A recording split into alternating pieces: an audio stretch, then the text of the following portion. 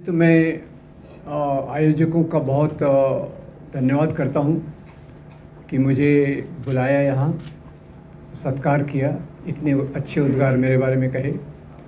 और उनको मैं एक मुबारकबाद भी देना चाहता हूँ कि एक ऐसे ख़तरनाक मोड़ पर जब हम खड़े हैं तो वो खुद को और हम सबको याद दिला रहे हैं कि एक आइडिया ऑफ इंडिया खतरे में है, और ख़तरे में हैं, और हमारा मकसद ये होना चाहिए कि हम उसको जमा करके रखें, हम उसको बचा के रखें, प्रिज़र्व।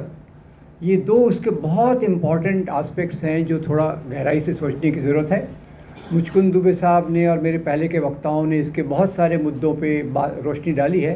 मैं उसकी एक दो चीज़ों को लेना चाहूँगा कि ये आइडिया ऑफ इंडिया कहाँ से आया?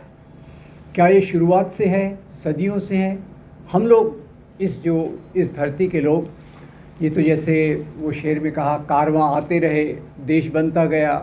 पर इंडिया के जो बनने की बात है वो निश्चित रूप से एक आधुनिक मॉडर्न प्रोसेस है। इस बात से हमें इनकार नहीं करना चाहिए। पहले बादशाहतें थी, राजाशाही थी, अलग अलग प्रकार की व्यवस्थाएं थी, और उसमें से एक आइडिया ऑफ इंडिया जो निकला, उसके जो मिले जुले हमारे संस्कृति के पहलू हैं, उस पर मुचकुंद दुबे जी ने बहुत अच्छे से कहा, उस पर मैं नहीं जाऊंगा, क्योंकि हमारी मुख्य रूप से सभ्यता संस्कृति जो है वो मिली जुली है। उसमें अलग अलग चीज़ों को करना बहुत मुश्किल है। क्रिश्चियंस हैं, मुसलमान हैं, सिख हैं, बुद्ध हैं, जैन हैं, हिंदू हैं, और हिंदुओं में भी कितने प्रकार के अलग अलग सेक्ट हैं। सबके मेल जोल से ही हमारी पहचान बनी, और इस पहचान में से जब भारत के बनने की, इंडिया के बनने की प्रोसेस थोड़ा मैं आपके साथ समझना चाहता हूँ। और जैसे कि पहले मुसलमान राजा थे, हिंदू राजा थे, ये मुझे बार बार इसलिए कहना पड़ता है क्योंकि आजकल ज़्यादा हमारा फोकस इतिहास पे है कि भाई वो राजाओं ने बहुत अत्याचार किया तो उसका हमको बदला लेना है, वो हमारे मंदिर तोड़े गए तो हमको मंदिर बनाना है। अब सौभाग्यवश एक बात नहीं होती कि हमारे जो बुद्ध विहार तोड़े गए उसके बारे में बात नहीं होती, तो उसके बारे में मुझे अच्छा लगता है कि इतिहास में आप ज़्यादा पीछे नहीं जा रहा है, केवल मुसलमानों को ही टारगेट करके आप रुक रहे हो। खैर, उसके बारे में भी एक चीज़ें हैं। तो ये जो नफ़रत फैलाने का काम है, ये हमारी आइडिया ऑफ इंडिया को ख़त्म करने की कोशिश है। याद रखिए, देखो दोस्तों, जो आज मुसलमानों को टारगेट किया जा रहा है और थोड़ा क्रिश्चियंस को टारगेट किया जा रहा है, क्रिश्चियंस को भी किया जा रहा है, ये उनको तो टारगेट किया ही जा रहा है, साथ में साथ इसका मुख्य उद्देश्य है कि जो आइडिया ऑफ इंडिया, जो आज़ादी के आंदोलन से जो हमारे मूल्य निकले, जो हम एक देश बने, जिसको हमने कहा India is a nation in the making. याद रखिए, सुरेंद्रनाथ बैनर्जी की वो किताब का शीर्षक है India is a nation in the making, और उसमें ये मुख्य बात थी कि हम सदियों से ये संस्कृति है, पर उसमें कुछ बदलाव आ रहे हैं, और बदलाव आना ये एक नदी की निशानी होती है। एक स्थिर तालाब होता है, वो तालाब का तालाब वहीं खड़ा है, नदी बहती है, उसमें परिवर्तन आते हैं, उससे जो सुधार होते हैं, वो एक आइडिया ऑफ इंडिया के रूप में उभरा। तो इसकी थोड़ी सी मैं बात कर दूं कि जैसे पहले के राजाओं की बात मैं छोड़ देता हूं, वो भी अपने आप में बड़ा टॉपिक है, कि एक टॉपिक का पर मैं ज़रूर जवाब दे दूंगा, क्या ये राजा लोग मज़हब के लिए राज्य करते थे? ये एक बात समझना ज़रूरी है, क्योंकि आजकल जैसे अभी वो आपको याद होगा, काशी विश्वनाथ के मंदिर कॉरिडोर का उद्घाटन हुआ, तो वो दिन तो आप शायद टीवी पे दिन भर बैठे रहे होंगे ना। हमारे प्रधानमंत्री जी उसका उद्घाटन कर रहे थे, और दिन में कितने बार उन्होंने सुंदर सुंदर कपड़े पहने, तो मुझे बहुत अच्छा भी लगा, भाई ये कितना शक्तिशाली प्रधानमंत्री है, हर 3 घंटे पे नए कपड़ों में दिखता है, वो बात एक अच्छी भी लगी। खैर, पर यही उसी के बहाने राजाओं पे भी दोष डाला जाता है कि भाई वो औरंगज़ेब वेरी बैड, उसने हमारे मंदिर को तोड़ा वगैरह वगैरह। अब ये आधे सच के आधार पे नफ़रत फैलाने का काम है। पहली बात तो ये है कि मुसलमान राजा ने कुछ किया, या पुष्यमित्र शुंग ने बुद्धों का जो कत्लेआम किया, क्या उसके लिए आज के लोग जिम्मेदार हैं? ये मेरा पहला सवाल है, आप इसको जवाब दीजिए। राजाशाही में औरंगज़ेब ने क्या किया, अकबर ने क्या किया, अशोक ने क्या किया, पुष्यमित्र सिंह ने क्या किया, उसके लिए आज के हम लोग कोई जिम्मेदार नहीं हैं, पहली बात। दूसरी बात, आधे सच के आधार पे नफ़रत को फैलाना। अभी मैंने आधे सच की बात कही, क्योंकि अभी एक शायद फिल्म भी आई थी कश्मीर फाइल्स, आप में से कईयों ने देखी होगी। उसमें वो खुद कहती है कि आधा सच जो होता है वो झूठ से ज़्यादा ख़तरनाक होता है। मैंने कहा आपने फिल्म में तो वही लागू किया है, आधा सच बता के आपने नफ़रत पैदा करने का काम किया है। तो ये भी आधा सच है कि जैसे मुसलमान राजाओं ने मंदिर तोड़े, इस बात को छुपा दिया जाता है कि मुसलमान राजाओं ने मंदिरों को भी दान दिया। वो अपने आप एक बड़ा टॉपिक है, उसको आप गहराई से सोचिएगा। इस बात को भी कहा जाता है कि अरे भाई मुसलमान राजा वेरी बैड, घोड़े पर बैठ कर आए, एक हाथ में तलवार एक हाथ में कुरान, तलवार से लोगों को डराया, इस्लाम को लोगों पर लाद दिया। अब आपने तो सुन लिया, पर कई बार मैं मुसीबत में फंस जाता हूँ। मैं यही बात कह रहा था, मुसलमान राजा घोड़े पर बैठ कर आए, एक हाथ में तलवार एक हाथ में कुरान। तो 2-3 दोस्त खड़े हो गए, बोले सर ये पॉसिबल कैसे है? अगर राजा के एक हाथ में तलवार है, एक हाथ में कुरान है, तो घोड़े की लगाम कौन संभालेगा? मैंने कहा ये भाई तो मुझे भी नहीं पता, ये बात लोग कहते हैं तो मैंने भी आपके सामने कह दिया। वैसे मैं इतनी बात जानता हूँ, इस्लाम में ज़बरदस्ती अलाउड नहीं है। जो ज़बरदस्ती से फैलाया गया वो इस्लाम हो ही नहीं सकता। मेरे लिए मेरा दीन, आपके लिए आपका दीन। ये जो अरेबिक तो मुझे आती नहीं है, तो पर अपने हिसाब से सीखने की कोशिश करते रहता हूँ, कुछ जो टीचिंग अलग अलग धर्मों की हैं। तो ये एक फैलाया गया। फिर क्रिश्चियंस को भी नहीं छोड़ा गया कि भाई ये क्रिश्चियन मिशनरी वेरी डेंजरस। वो पेस्टर स्टेन्स को जलाया था, आपको याद होगा, नफ़रत फैलाने के लिए पेस्टर स्टेन्स उनके 2 मासूम बच्चों के साथ जलाया। बोले ये तो यहाँ ईसाई धर्म को फैला रहे हैं। तो फिर मैंने एक थोड़ा सा स्टडी किया, तो मुझे पता चला कि भारत में ईसाई धर्म AD 52 यानी जो कॉमन इरा के 52वें साल में ईसाई धर्म सेंट थॉमस आए, मलाबार तट पर चर्चों की स्थापना की। यानी भारत का ईसाई धर्म इंग्लैंड के और अमेरिका के ईसाई धर्म से पुराना है, पहली बात। और 2000 साल से क्रिश्चियन मिशनरीज पर आरोप है ये धर्मांतरण कर रहे। और आज जब मैं पॉपुलेशन सेंसस देखता हूँ तो यहाँ ईसाइयों का जो परसेंटेज है वो 2.3। तो लोगों से वैसे सवाल पूछता रहता हूँ, ईसाई मिशनरी इतने सालों से काम कर रहे हैं, कन्वर्ट कर रहे हैं, कितने लोगों को कन्वर्ट किया? 2.3। तो खैर मैं IIT में प्रोफेसर था, अपूर्वानंद जैसे प्रोफेसर भी हैं, हमारा काम इवैल्यूएट करना होता है। तो ईसाई मिशनरियों के काम को इवैल्यूएट किया तो उनको पास करेंगे या फेल करेंगे? 2.3 पे पास तो हो ही नहीं सकते। तो एक तरफ से ईसाइयों के खिलाफ नफ़रत, एक तरफ से मुसलमानों के खिलाफ नफ़रत, ये हमारे आइडिया ऑफ इंडिया की जगह में नहीं है। आइडिया ऑफ इंडिया में अगर आप देखें तो एक तरफ आपको वो लोग मिलते हैं जो शहीद आज़म भगत सिंह, उनको भी थोड़ा याद कीजिए, शहीद आज़म भगत सिंह।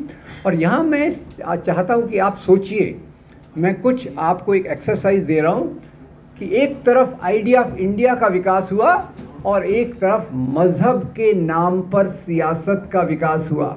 आज मज़हब के नाम वाली सियासत आइडिया ऑफ इंडिया के ऊपर आक्रमण कर रही है।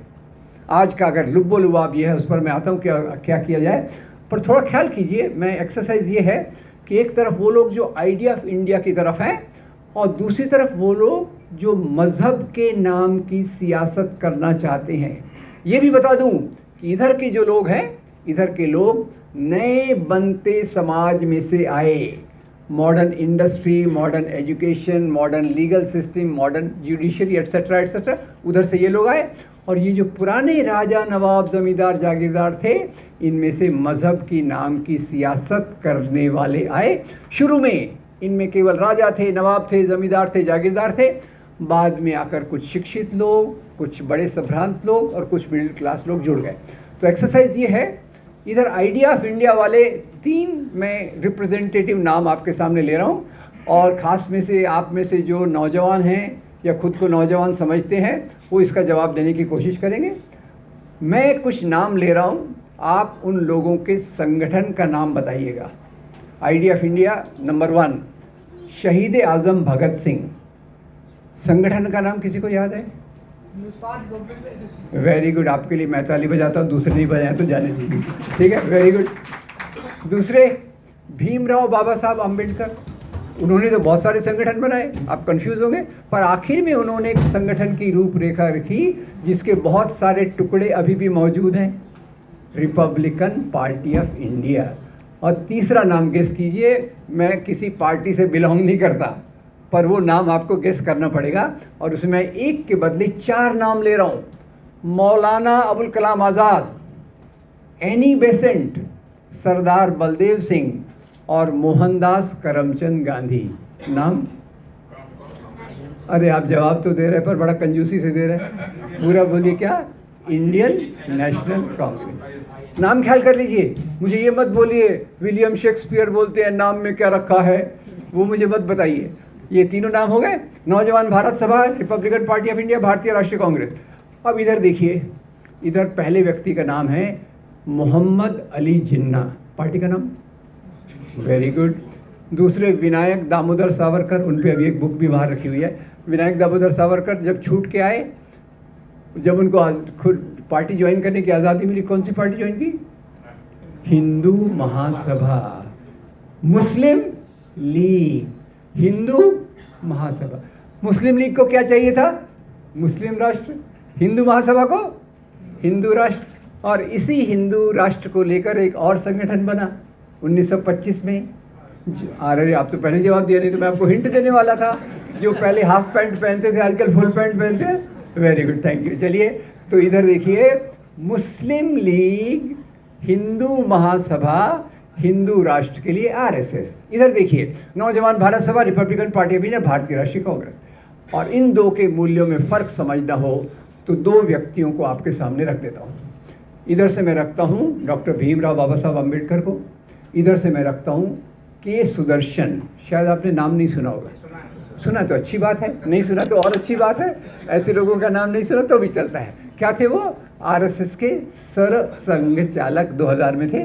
उन्होंने जो बयान दिया उसको आजकल वेबसाइट से निकाल दिया, पर फॉर्चुनेटली मैंने एक लेख लिखा था, वो अभी भी तहलका में मौजूद है। तो खैर, इधर भीमराव बाबा साहब अम्बेडकर समता के लिए, बराबरी के लिए, लोकतांत्रिक मूल्यों के लिए आंदोलन करते हैं। चौदार तालाब का आंदोलन, काराराम मंदिर का आंदोलन, और फिर वो एक किताब को जलाते हैं। कौन सी है? मनुस्मृति।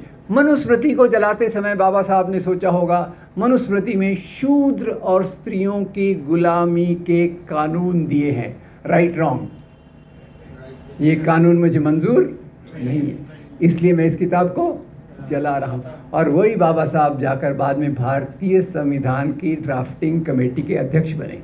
और भारतीय संविधान हमको क्या देता है?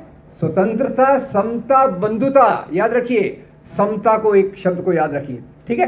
तो ये 3 मूल्य इधर से आ गए। और इधर के व्यक्ति के सुदर्शन, जिन आप कुछ लोग जानते हैं, 2000 में वो सरसंघ चालक बने। उन्होंने कहा भारतीय संविधान विदेशी मूल्यों पे बना है।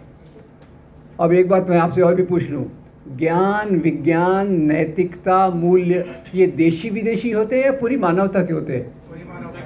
कुछ चीज़ें देशी विदेशी होती है, मैं मानता हूँ, कुछ चीज़ें देशी विदेशी होते हैं। ख़ास तौर से शाम को कुछ लोग एंजॉय करते हैं, उसमें देशी विदेशी होता है, बाकी कुछ देशी विदेशी नहीं होता। एनीवे, जाने दीजिए। खैर, तो वो बोले ये विदेशी मूल्य हैं, इनको फेंक दो और एक ऐसा संविधान लाओ जो भारतीय धर्म ग्रंथों के आधार पे बनाओ। तो कौन से ग्रंथ की तरफ उनका इशारा है? इधर बात कर रहे हैं ऊंच नीच के मूल्यों को समाप्त करो, बराबरी के मूल्यों को लाओ, और इधर बात कर रहे हैं बराबरी के मूल्यों को समाप्त करो, ऊंच नीच के मूल्यों को लाओ। खैर, ये आइडिया ऑफ इंडिया है, और ये वो राजनीति है जो आइडिया ऑफ इंडिया पर आज हमला कर रही है। अब इसका 2 और उदाहरण देता हूँ। एक थोड़ा मैं एक रोल प्ले करता हूँ। मैं एक जर्नलिस्ट, पत्रकार बन जाता हूँ आज से 60 साल पहले, और मैं 2 लोगों का इंटरव्यू लेता हूँ। पहला इंटरव्यू मैं लेता हूँ मौलाना अबुल कलाम आज़ाद का। मैं मौलाना साहब के पास जाता हूँ, मैं पूछता हूँ, मौलाना साहब आप तो इतने अच्छे मुसलमान हैं, आपने कुरान का तर्जुमा भी किया है, तो आप मुस्लिम लीग क्यों नहीं ज्वाइन करते? आप पाकिस्तान की मांग का समर्थन क्यों नहीं करते? तो मौलाना साहब मुझे कहते हैं, बरखुरदार, मेरा इस्लाम तो इंसान से इंसान को जोड़ने की बात करता है, और ये मुस्लिम लीग बंटवारे की बात करती है, इसलिए मैं इसके साथ नहीं जा सकता। फिर मैं जाता हूँ भारत के राष्ट्रपिता महात्मा गांधी के पास। उनको पहले पूछता हूँ, बापू आप हिंदू हैं कि नहीं? वो मेरे पे नाराज़ हो जाते हैं, बोलते हैं मैं तो हिंदू हूँ, पर आगे कहते हैं मैं एक हिंदू हूँ अपने धर्म के लिए मैं अपनी जान तक दे सकता हूँ। मैं रुक गया। वो क्या कह रहे हैं? मैं जान तक दे सकता हूँ। और आज क्या हो रहा है? धर्म के नाम पर जान ले रहे हैं। ठीक है, मैं एक हिंदू हूँ, मैं अपने धर्म के लिए अपनी जान तक दे सकता हूँ, पर वो मेरा निजी मामला है। जहाँ तक उस राज्य का सवाल है जिसके निर्माण के लिए मैं काम कर रहा हूँ, वो राज्य न मेरे न आपके धर्म गुरुओं धर्म द्वारा संचालित होगा। राज्य का काम होगा लोगों के रोटी कपड़ा मकान बिजली सड़क पानी शिक्षा स्वास्थ्य नौकरी और ह्यूमन राइट्स का ख्याल करना। ये महात्मा गांधी कहते हैं। आज इन्हीं चीज़ों का पूरा वॉयलेशन हो रहा है। दूसरी एक घटना, अभी मंदिरों की बात हो रही है। कल भी कांग्रेस ने प्रदर्शन किया, देर आया दुरुस्त आए, काले कपड़े पहनकर किया, महंगाई के खिलाफ बेरोजगारी के खिलाफ। तो उन्होंने कहा भाई ये तो वही आज राम मंदिर निर्माण दिवस था, उसका विरोध करने के लिए इन्होंने किया। सांप्रदायिकता की लिमिट देखिए। लोगों का दुख दर्द पीड़ा बेरोजगारी भूख नहीं दिखती, केवल एक ही दिखता है, मंदिर मंदिर और उसी के प्रकार का पोलराइजेशन जो उसके चारों तरफ चलता है। तो खैर एक और घटना आपको मैं बताना चाहता हूँ। आज़ादी के बाद कई लोगों ने कहा सोमनाथ के मंदिर को वो कौन किसने तोड़ा था? सोमनाथ महमूद गंज, बोले उसने तोड़ा था, तो सरकार ने इस मंदिर को बनाना चाहिए। गांधी ने कहा मंदिर बनाना सरकार का काम नहीं है, हिंदू समाज अपना मंदिर बनाने के लिए सक्षम है, नो प्रॉब्लम। और उनके चेले जवाहरलाल नेहरू ने इसका जवाब दूसरे तरीके से दिया। 1956 में भाखड़ा नंगल बांध का उद्घाटन कर रहे थे। बांध का उद्घाटन करते समय जवाहरलाल नेहरू कहते हैं ये जो बांध है, और उसमें मैं ऐड कर देता हूँ, ये जो बांध है, जो यूनिवर्सिटीज़ हैं जिसके बारे में सलीम साहब काफ़ी डिटेल में बता रहे थे, ये साइंटिफिक एंटरप्राइजेस है, रिसर्च एंटरप्राइजेस है, ये आधुनिक भारत के पूजा के स्थान हैं। ये हमारा रास्ता चल रहा था आइडिया ऑफ इंडिया वाला कि हमारे मंदिर बने, हमारे मंदिर होंगे यूनिवर्सिटीज़ में साइंटिफिक एस्टेब्लिशमेंट्स में। 1980 के बाद भाषा बदल गई, और भाषा बदल गई। उस समय एक रथ यात्री जी थे, याद है आपको? अरे very good, thank you so much. उनकी पार्टी ने तो उनको भुला दिया, आपको याद है, थैंक यू वेरी मच। अब उन्होंने कहा कि ये क्या मंदिर की बात करते हो, मंदिर कहाँ, यूनिवर्सिटी वगैरह की बात करते हो, हमारे मंदिर तो मस्जिदों के नीचे हैं। लिस्ट बनाओ, तोड़ना चालू करो और मेरे आगे आने वाले मंदिर बनाते रहेंगे, हमारे देश का यही काम होगा।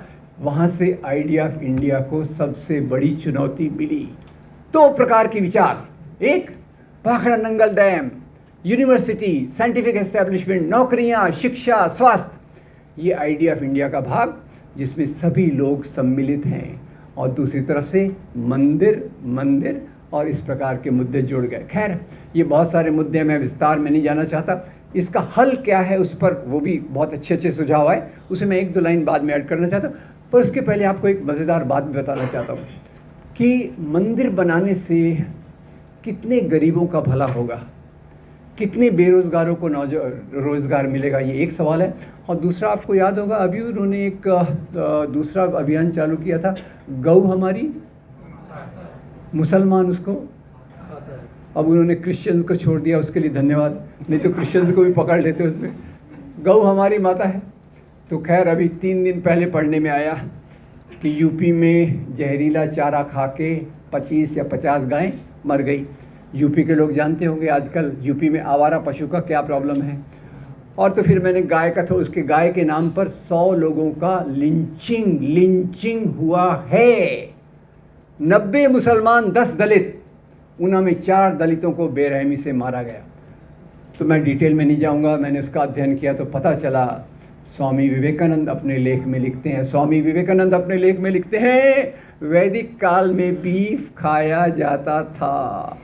आज एक तरफ बीफ के नाम पर लिंचिंग और दूसरी तरफ बीफ के नाम पर एक्सपोर्ट का बढ़ना। एक्सेलेंट, ये ब्यूटी है आज के आइडिया ऑफ इंडिया पे खतरे की। और फिर मैंने कहा क्या रियली इनको गाय से मोहब्बत है, गाय से रियल मोहब्बत है क्या? तो मुझे जवाब मिला एक किताब में। किताब का नाम है हार नहीं मानूंगा। ये अपने जो प्रधानमंत्री थे ना, जो कविताएं लिखते थे, अरे very good, thank you very much. मेरी याददाश्त कमज़ोर है, आप मदद कर रहे हैं, आपका बहुत धन्यवाद। तो अटल बिहारी वाजपेयी की ऑटोबायोग्राफी है, हार नहीं, ऑटोबायोग्राफी नहीं, बायोग्राफी है, विजय त्रिवेदी की लिखी हुई है। मैं पढ़ रहा था, पेज 236 पे आया तो पढ़ने को मिला, अटल जी एक बार अमेरिका गए टूर पे, लेक्चर टूर पे गए। लेक्चर के बाद वो खाना खाने बैठे, खाने का आनंद ले रहे थे कि उनके पड़ोसी ने उनके कंधे पे थपथपाया, बोले अटल जी आप ये क्या कर रहे हैं, आप जो खा रहे हो ये तो बीफ है।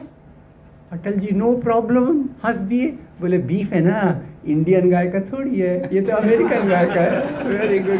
तो खैर अब ये सवाल आया तो मुख्य रूप से इनके मुद्दे ये असली मुद्दे नहीं हैं।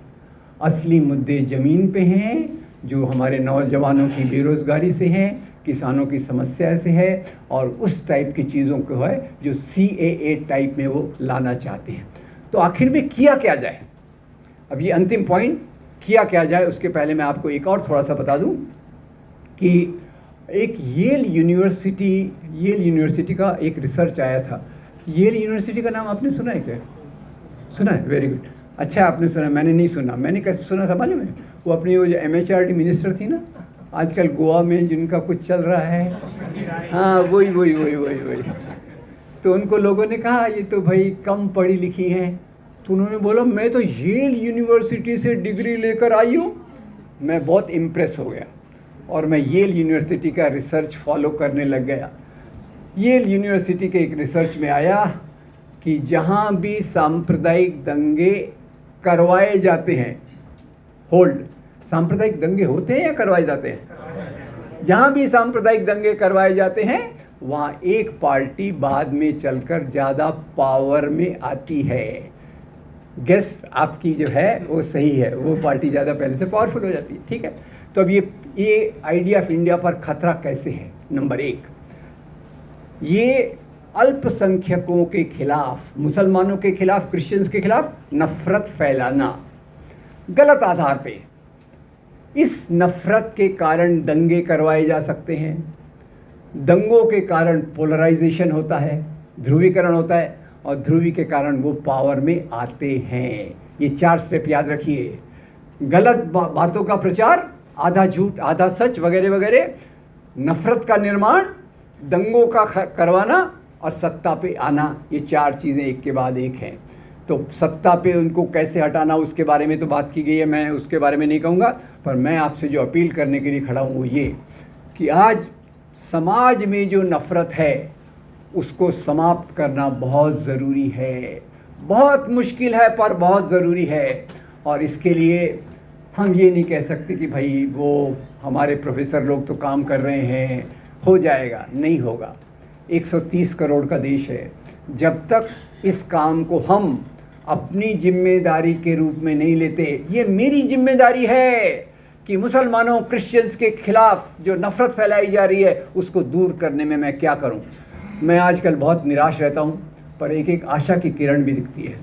आशा की किरण ये दिखती है कि जहां एक और इतना निराशा का वातावरण है, वहीं कुछ ऐसी चीज़ें मौजूद हैं जिसको हमने अगर बराबर से इस्तेमाल किया तो नफ़रत का मुकाबला कर सकते हैं।